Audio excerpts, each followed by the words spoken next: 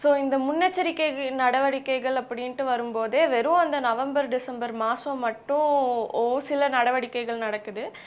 கால்வாய்களில் தூர்வாரதா இருக்கட்டும் சரி, எப்படி சொல்ல, கால்வாய் இல்லாத பகுதிகளில் கட்டன் கவர் கேனல்ஸ் பண்ணுறது, அந்த மாதிரியான சில விஷயங்கள் நடக்குது.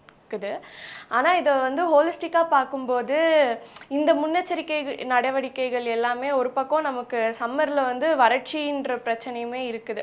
எப்படியாச்சும் நவம்பர் டிசம்பரில் வர்ற தண்ணியை வந்து கடலுக்கு தள்ளிடணும் அப்படின்ற கோணத்தில் அந்த நவம்பர் டிசம்பரை மட்டுமே வந்து மையமாக வச்சு பல நடவடிக்கைகள் எடுக்கப்படுது. அதை வந்து ஒரு லார்ஜர் பெர்ஸ்பெக்டிவில் பார்க்கும்போது வந்துட்டு சென்னைன்றது இந்த மழை வெள்ளத்தை கடலுக்கு எடுத்துகிட்டு போகக்கூடிய ரோல் ப்ளே பண்ணுறதுல சென்னையோட பங்கு வந்து ரொம்ப முக்கியமானது. ஏன்னா நம்ம வந்து ஜென்ரலாக ஒரு இடத்துல தண்ணி ஊற்றுனா எப்படி வழியும், உயர்வான இடத்துலேருந்து தாழ்வான பகுதிக்கு வழியும். அதே மாதிரி நீங்கள் நம்மளோட டொப்போகிராஃபியை பார்த்தா சுற்றி இருக்கிற பல மாவட்டங்களோட தண்ணியை வடித்து கடலுக்கு எடுத்துகிட்டு போகிற ஒரு இடமா அமைஞ்சிருக்கிறது சென்னை.